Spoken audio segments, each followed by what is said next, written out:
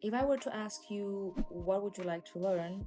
You probably already have the answer to that. You want to learn this new language or this new instrument. But if I were to ask you, what's the best way of actually learning this? Would you have the answer to that?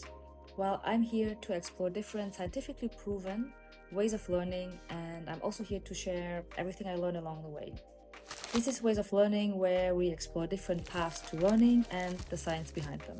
I've been reading a lot about learning science, but I haven't really been able to apply all my knowledge to my learning goals. But this year I would like to take learning a bit more seriously and take my learning science knowledge and my learning goals and put them together.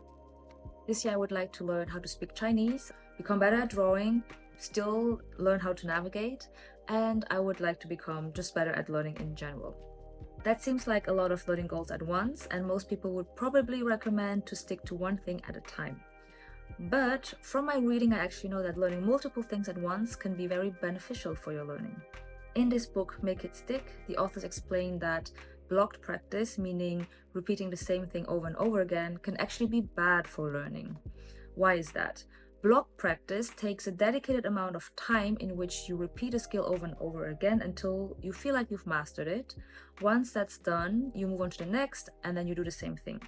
So it's basically like when you're learning a list of vocabulary, you focus on the words and the meaning until you feel like, okay, I know most of these words pretty well. Now I'm gonna take my grammar book and I'm gonna focus on grammar and repeat those rules until I feel like I got the hang of it. However, when we actually try to apply these skills and knowledge in real life, we usually don't have the luxury of block practice, but we need to form the sentence here and now.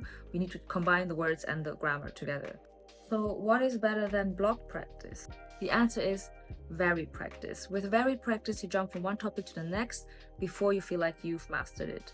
Of course, you need to spend some time with it, but you need to move on to the next topic before you have this feeling of, oh, I got the hang of it. This might be a bit unintuitive, but research shows that it actually works. And if this works, you might be asking, why are we still using block practice, like in schools where everything is nicely divided in subjects and everything is time boxed? Well, the answer to that is because with blocked practice, we have an impression of getting progress faster. However, that progress is mostly short-lived. If you learn something over and over again over an extended period of time, of course, you're going to remember it faster than if you were to switch from one topic to another. But this information is not connected to any other information or skills that you have. So what happens is that you're going to forget it pretty soon. Sometimes you might have this phenomenon that you only remember words if they come in a certain order. That's because of blocked practice. So with varied practice, we switch up the topics and the different skills so that we can create these connections to other parts of our brain so that we can store information more deeply and we can also access it more flexibly so that we can actually use them when we need them in real life. This makes progress maybe something that's not immediate with varied practice, but it's much longer lasting.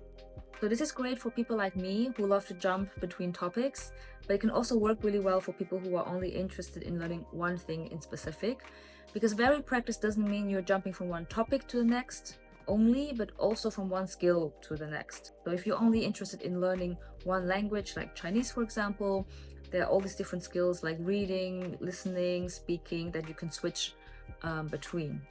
However, learning multiple things at once can be very beneficial because if you're jumping from different things you want to learn, it just naturally breaks up your learning practice and you can see all the different connections that are forming between the things that you are trying to learn.